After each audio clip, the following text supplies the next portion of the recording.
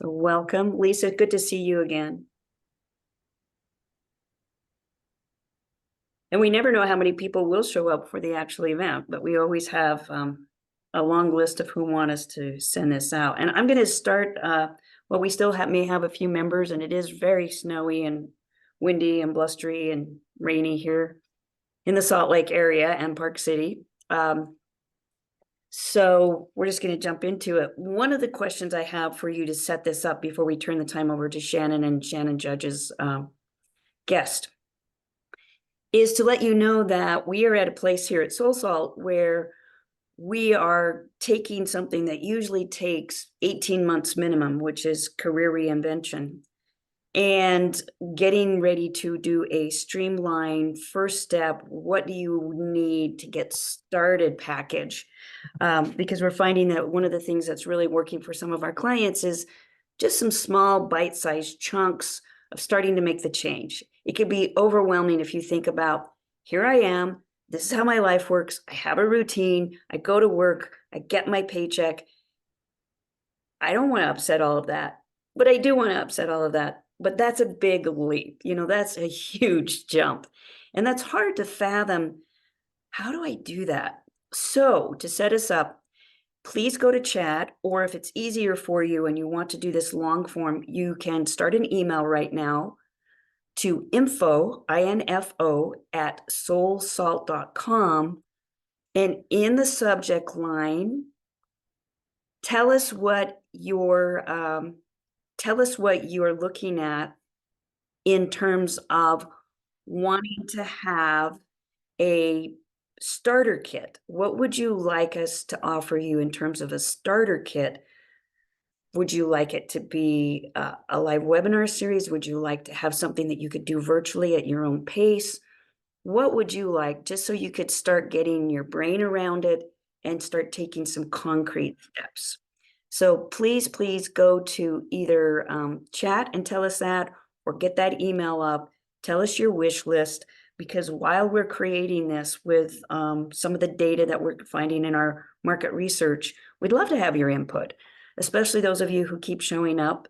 You've been on these free webinars, and we do these monthly to support the reinventors, because it can be such a fear-based, kind of situation. So what would you like to see? And Jackie, thanks for the feedback. Again, put it in the chat, take a minute, do it in the info at soulsalt.com. Take your time to do that.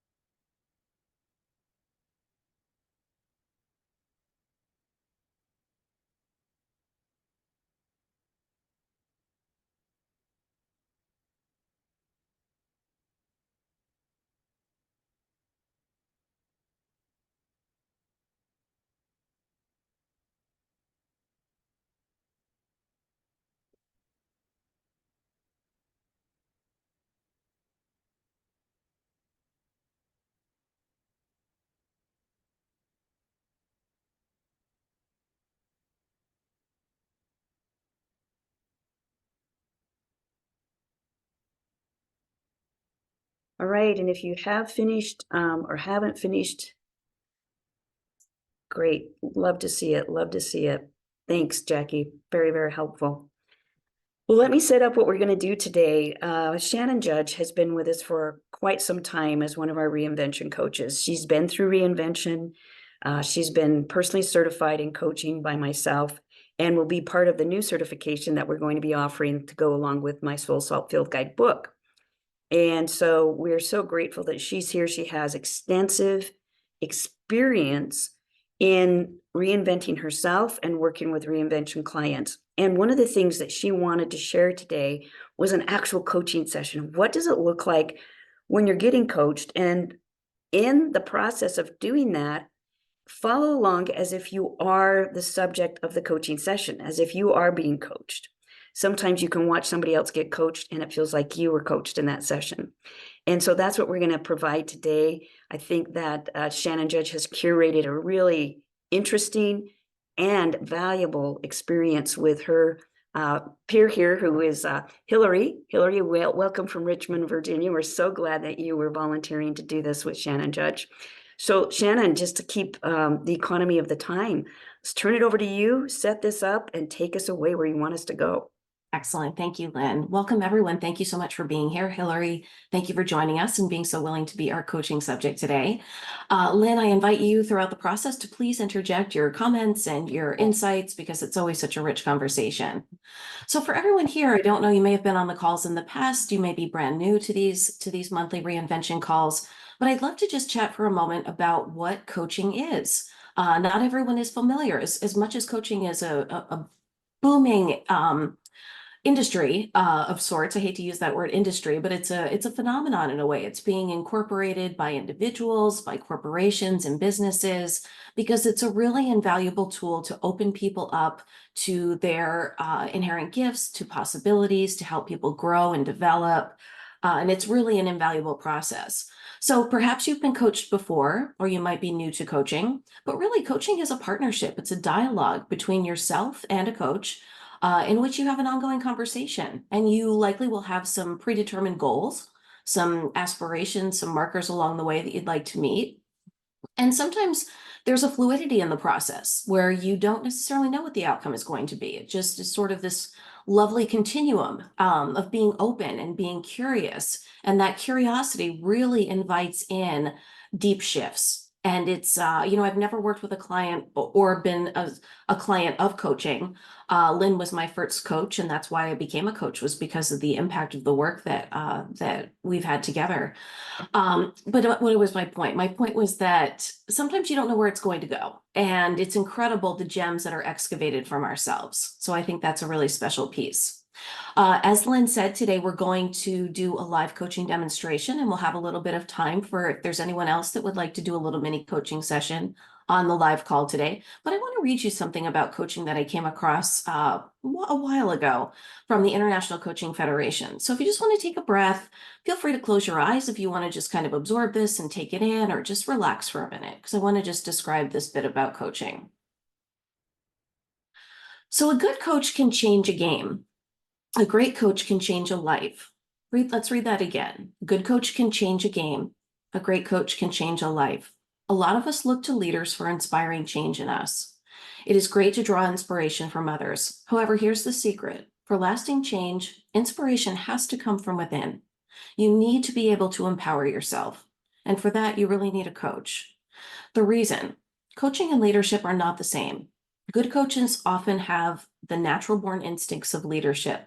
However, the reverse is not true. Coaches play a different role compared to leaders. They don't provide you the answers. They often unearth the answers found within you. Here are a few things to keep in mind. Coaches don't do the work for you. They facilitate and support you. Coaches don't get results. They encourage you to get the results that you want. More importantly, the everlasting behavioral change lies in focusing on the head and the heart. That reveals the how and why behind achieving winning results. A good coach can help you in just working with your head.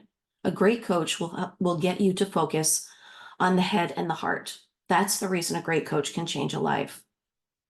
So a coach is a sounding board, a coach is your partner, a coach is a facilitator, but in my opinion, and I believe most other coaches who are great coaches believe that the power of coaching is not having someone tell you what to do. The power of coaching is helping you excavate what's within yourself. And that really is the change that has the biggest impetus. It's the biggest catalyst for you to make shifts in your life that are long lasting and that are most meaningful to you. So it's a personal journey. It's not a one size fits all.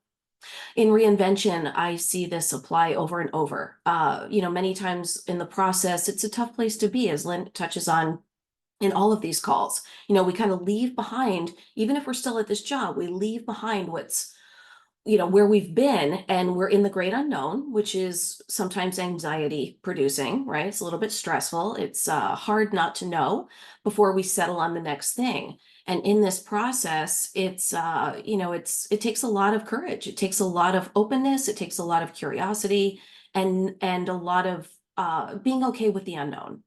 So I think that's impactful. So Hillary Latham, hello Hillary, you can come off mute if you like, is a fantastic person, period. She's a beautiful friend. She is a coach, and Hillary comes from a background in the healthcare sector. She has been a leader in the past, working with leadership coaching, talent development. Hillary has worked with transforming organizations in healthcare, and Hillary is curious about her next opportunity as a coach and or consultant. And today I thought that we could gain a little bit of momentum, perhaps chatting with Hillary, and see what comes of it. Hillary, welcome. Thank you. I'm glad to be here. Yes, absolutely. Thanks for being here. I appreciate it. So do you have in mind, Hillary, today of what you'd like to work on? Do you have or is there anything that you would like to introduce yourself or to get us started? Well, I think that, as you said, figuring out my next step in coaching. So, well, Shannon, as you know, the last few years I've moved many, many times, and had been fortunate not to have to go back into the corporate world, which was my goal, not to have to go back to full-time corporate 60-hour weeks. And 6 months ago, I settled here in Richmond, a little longer, and two completely unplanned or unthought about things have happened. I've opened a little home and garden decor boutique with a friend of mine. And recently I started doing some part-time work helping a fly fishing resort in Belize with reservations. Not anywhere on my realm of possibilities at all. But fundamentally, what I'm missing is spending more time coaching and figuring out, now that I've sort of settled down and have two part-time jobs, where that fits, where my boundaries are, and how to make that next part happen. Excellent. Thank you. It sounds like you're trying to find that a piece of this is the work-life balance of not working the 60+ hours a week while also doing what you love and what you're called to. Right. Excellent. Exactly. Excellent. So I guess my first question is, do you have any initial ideas of what is appealing to you? What industry or how you might go about finding your next position, or if you've started to look? I think I started when I moved here to Richmond, started by thinking about healthcare, because that's my background, and also a safety zone, right? Certainly. It's what I know, and it's where I have the most contacts. But as I've started meeting people here in Richmond, it really has come to me that I'd like to have a more local influence here in the community, as opposed to, out there in the world, but just have a more impact. So what I need to do now is figure out what that means. Okay. Yeah. So if you think of some of the factors in your ideal situation, do you have a vision of that? Can you describe it? Even if it's just some of the pieces that are in place. Like in your ideal situation, you land on the perfect position for you. What are some of the things that stand out that are must-haves for you in your ideal work?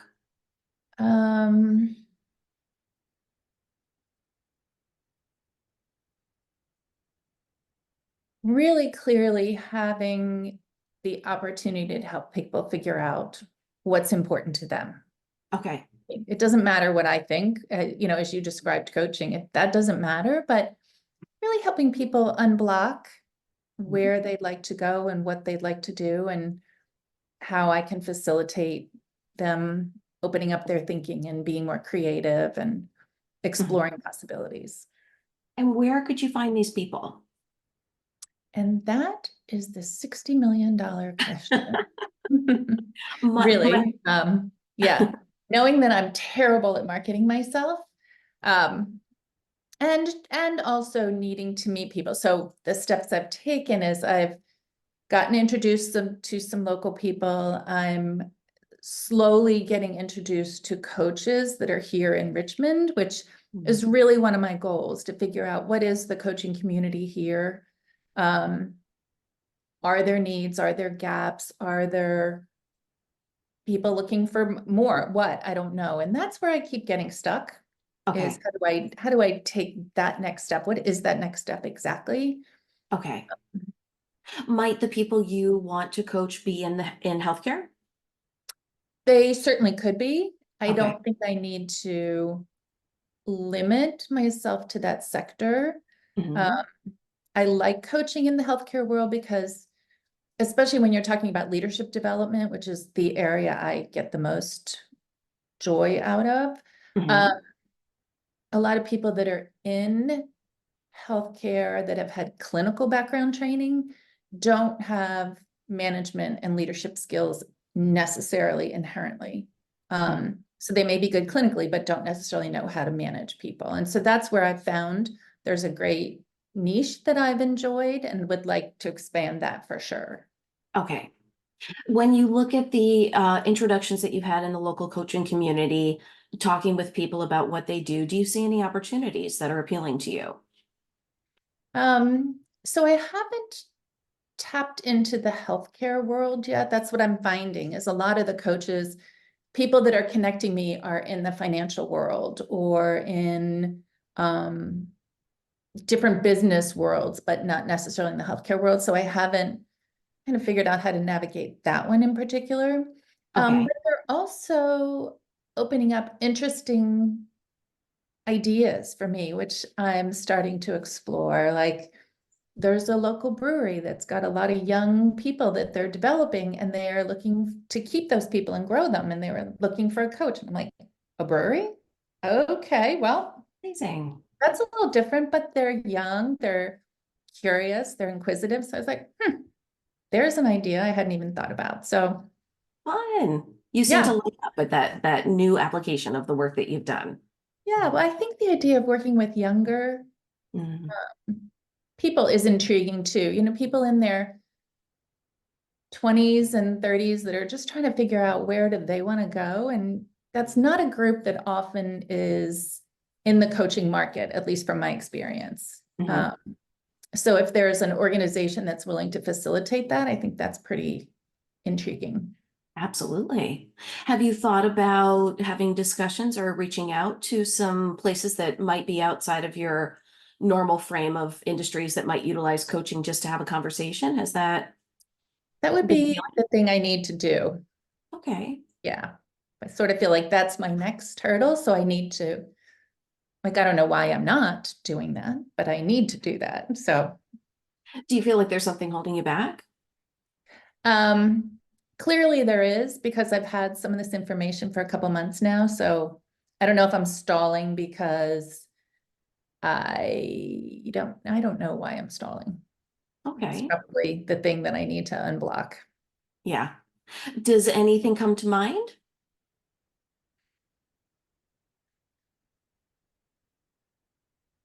Either based on the past or based on moving out of the place that you've been for a couple of years now?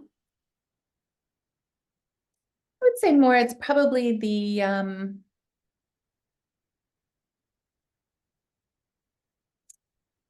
are my skills good enough? Am I a strong enough coach? Am I going to be able to help them? Mhm. The self-doubt voice over here going, well, Absolutely. And that's so common, right? These voices of self-doubt, these limiting beliefs, sometimes imposter syndrome, they can almost incapacitate us a bit. yep, Yeah. yep. Now, Mhm. just to kind of get like grease that process a bit and get it moving, can you think of just one thing you might be able to do to start to shift that from immobilization to just a little bit of gentle movement? Is there anything you could do to facilitate that would be comfortable? So I think the person who suggested that, I think I could certainly go back to her and say, would you be willing to make an introduction? Because I Mhm. think my cold calling is where I stop. But I Okay. think if she were willing to maybe make an introduction, that might be a way for me to not feel quite so nervous about that idea.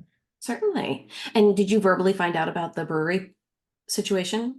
Or did you see a job posted for a No, coach? no, this one woman told Okay.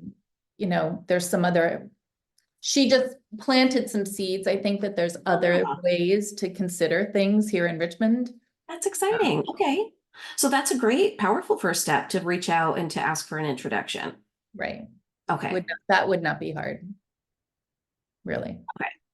And what about thinking ahead to the conversation? Does that feel comfortable to you? Kind of getting in the space of speaking to whomever representative from the brewery and talking about what they're looking for and what might be possible? That I think once I was talking to someone, that's not so hard for me because then it Okay. becomes curiosity.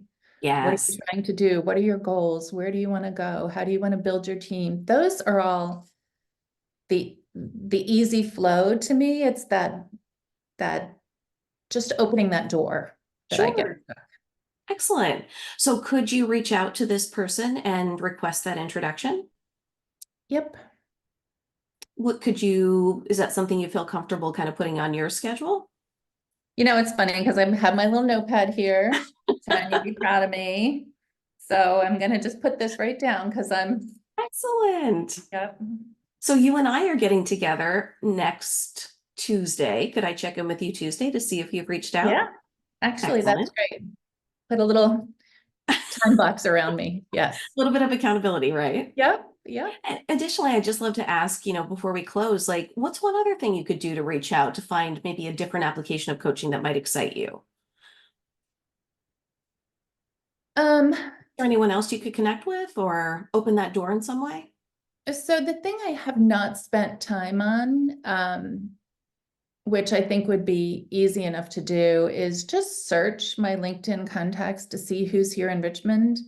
I've worked with so many companies over 35 years, that there's got to be people here that I know that I don't know are here. And that to me is a safe, like I can do it in my own little world, but it could be an easy way to find a door.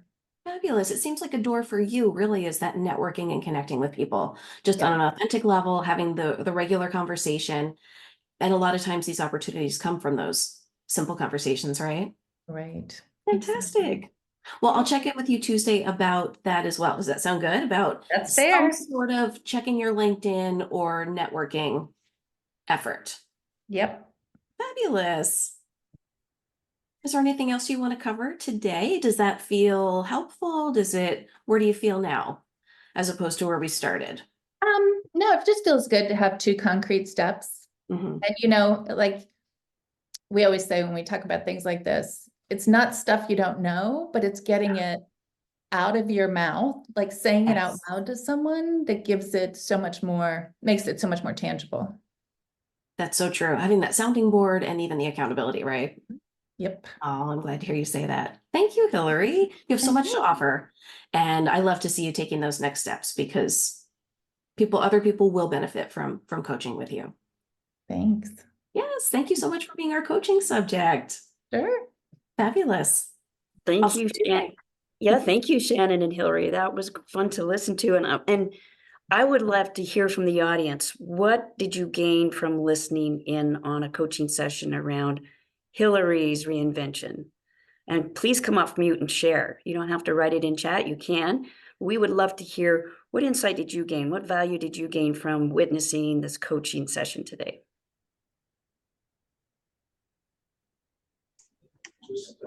Tammy, go ahead. I will just say it sort of feels like a therapy session for my career. Yes, And exactly. I loved that just what you said in the beginning, Hillary came up with all of her own answers, but Shannon made her make it more concrete, and Hillary wrote it down. Like she was willing to say, okay, this is a concrete goal. I have a deadline, and it came out of you, but somebody else guided it and made it happen. I think that was pretty powerful. It was very good to watch. I love how you sum that up, Tammy. Yeah, you did pick out some really great points. Yeah. Because Shannon gave you the baseline. Here's what coaching is. Set the kind of primed your brain to be able to see it. And you absolutely did see it. That we're not here to give you the answers. We're here to facilitate the neurons to fire so you get really clear on your answers. because you need to follow through on the answers, and it's your life and your decision and your timeline. So Shannon, you did a beautiful job of that. And while we're with Cami asked a great question about, no, maybe it was Bree that asked the question, where did the quote come from? And do you want to put it in chat so people can have that? Yes, it's from the International Coaching Federation. I think I got it on their LinkedIn, one of their LinkedIn posts in the last year or so. Yeah, the ICF. I will. Yeah, let me Yes. explain. International Coach Federation is the governing body that we attach our coaching to, and the set of ethics and morals and values that we as coaches subscribe to and follow. So that's what Shannon's mentioning there. Who else would like to share something that they noticed from today, just by watching a coaching session?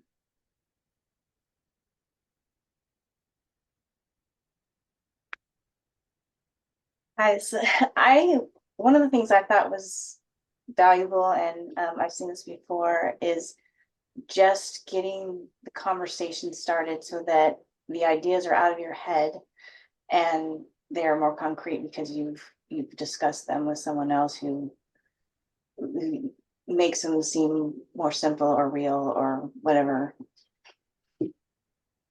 Yeah. Lisa, that's actually something that we work on in coaching, is we work toward having the individual verbalize it, put it out there. You could see Hillary saying that. Hillary, thank you for that. You weren't scripted to say that, but we want to gear you so that you witness your own truth coming out of you. And we also want that to be something that when you hear your words, sometimes you teach yourself what you need to hear.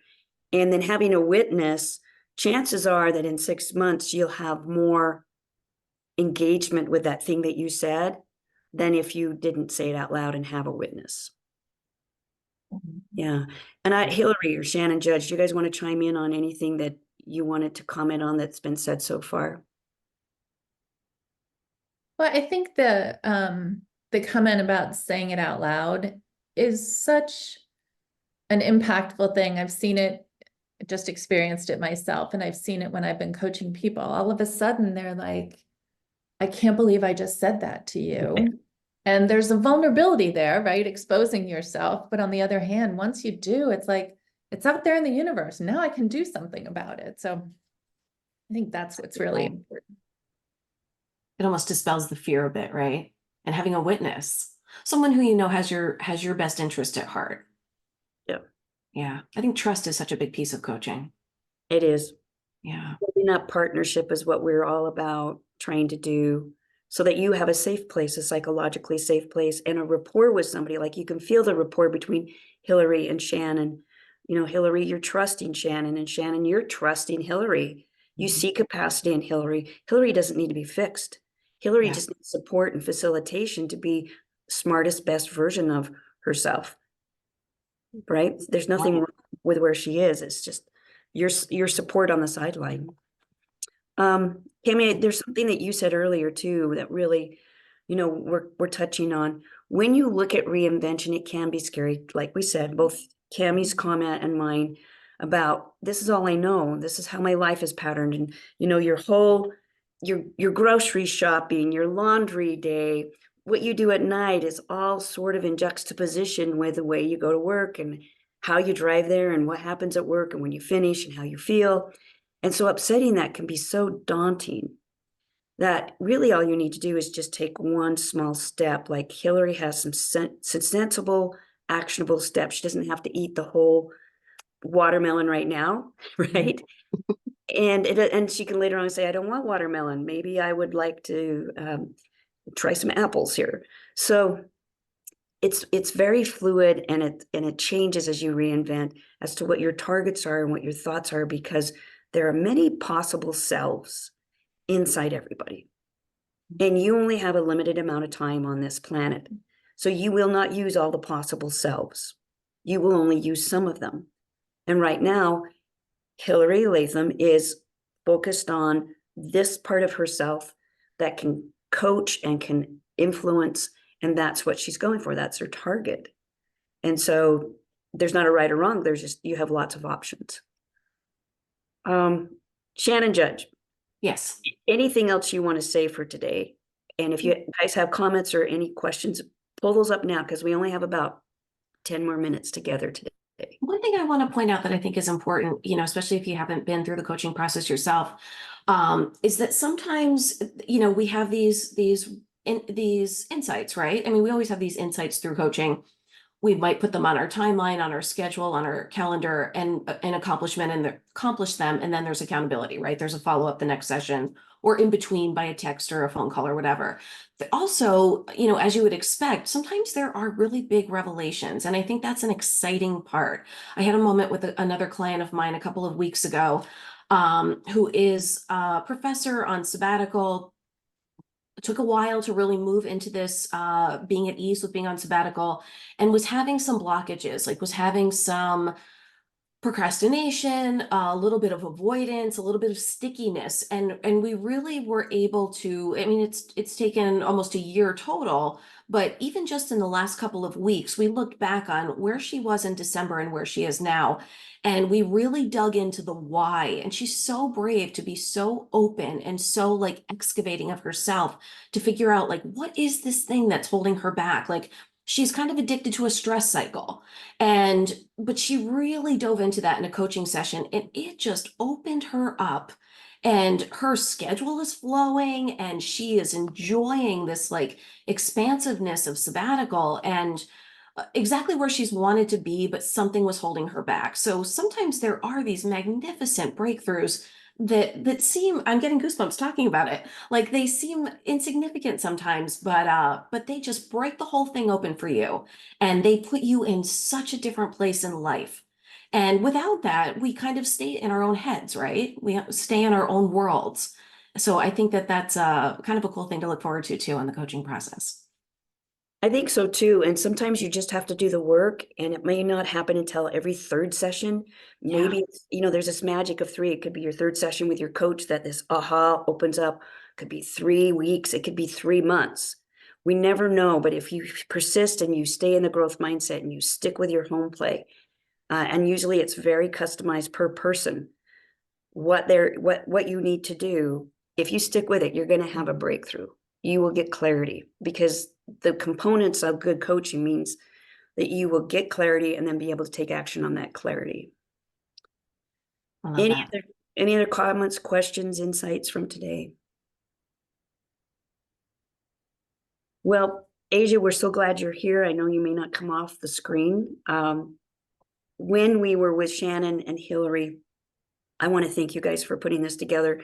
Shannon for curating it, getting it where we needed to be, and to see what coaching is like, and how you can find your own answers, because it's not something that will be imposed on you.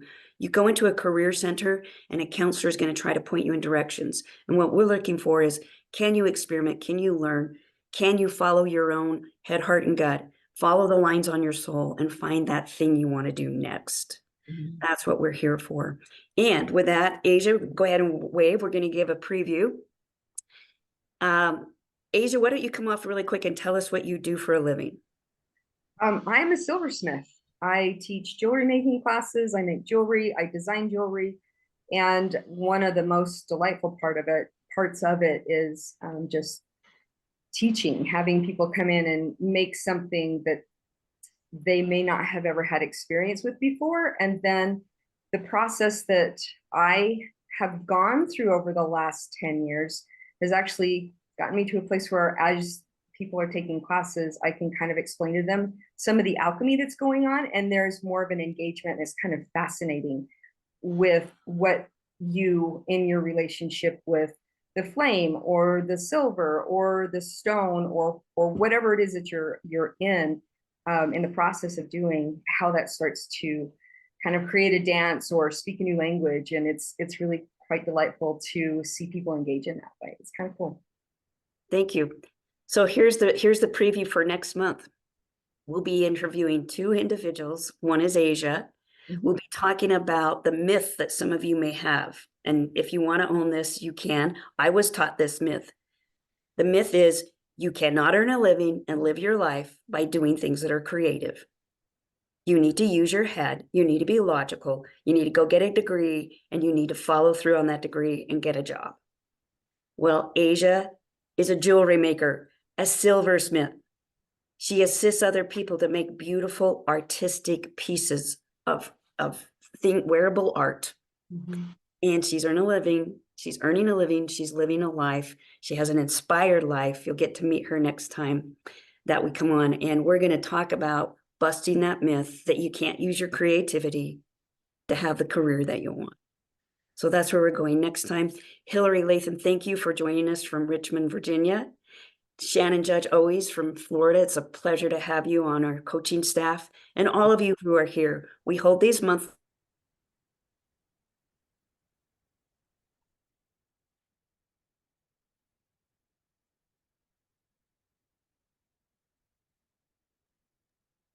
fencer as I was approaching 60. I started by going once a week to the class with the 8-year-olds. They beat me every week. But I kept going because I needed a year or two to get that orbit so I would start to train for it. So it's okay to stick your toe in and not do a lot. Just showing up is starting you in that orbit of reinvention. Please come. It's free. We're here for you. And no 8-year-old is going to beat you with a fencing sword. You be safe and no bruise. So thanks for being with us today. Please take care and join us next month when Asia and another guest are going to be telling us about creativity. Thank you, everybody. Thank you.